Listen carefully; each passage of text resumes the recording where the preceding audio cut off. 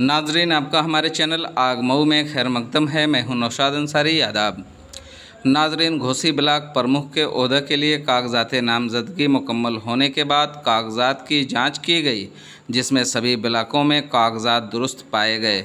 जुम्मे के रोज़ कागजात की वापसी के दिन घोसी ब्लॉक से आज़ाद उम्मीदवार रमाशंकर सिंह और बीजेपी के हिमायत याफ्ता उम्मीदवार विवेकानंद यादव ने अपने अपने पर्चे वापस ले लिए, जिसकी वजह से घोसी से ब्लॉक प्रमुख के ओहदे पर सपा के हिमायत याफ्ता उम्मीदवार रामकृष्ण यादव ने बिला मुकाबला ही ब्लॉक प्रमुख मुंतखब हो गए।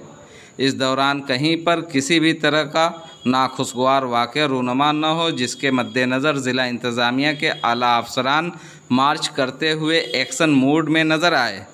घोसी से आग न्यूज़ के लिए मुजफ्फरुल इस्लाम की ख़ास रिपोर्ट।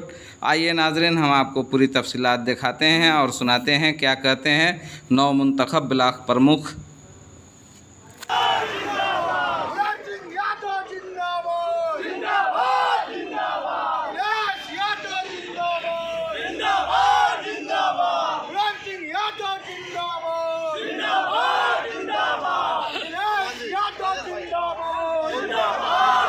लोगों ने पहना दिया है।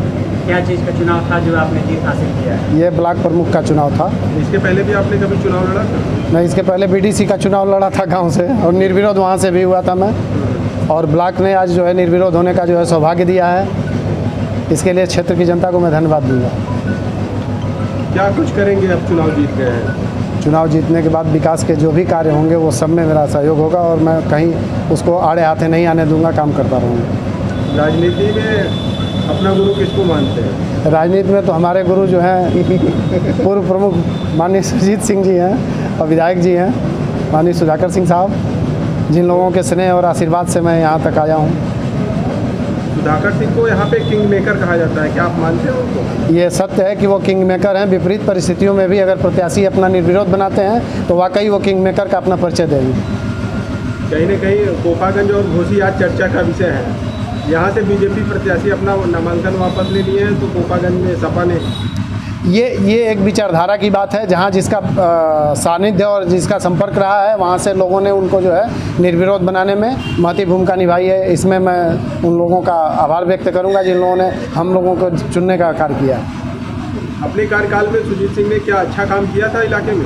इन्होंने हर बीडीसी के कहने पे जितना भी विकास के कार्य हुए, नाली खड़ंजे और जो भी विकास क्षेत्र पंचायत से कार्य कराए जाते हैं, उन सारे कार्यों को किया। उसी का परिणाम है कि आज मैं निर्विरोध साबित हो रहा हूँ। तो अभी कुछ अधूरे कार्य बचे हुए हैं? जो इनके अधूरे कार्य हैं उनको इन्हीं के सानिध्य और इन्हीं के संरक्षण में मैं अग्रसर करूँगा, उसको पूर्ण करूँगा, और जो भी नए कार्य आएंगे उनको भी क्रियान्वित कराऊंगा। क्या इन्होंने काम कम कराया था क्या जो बचे हुए हैं? नहीं, बहुत सारी चीज़ें ऐसी हैं जो कार्य योजना में पड़ती हैं और बजट के अभाव में रुक जाती हैं।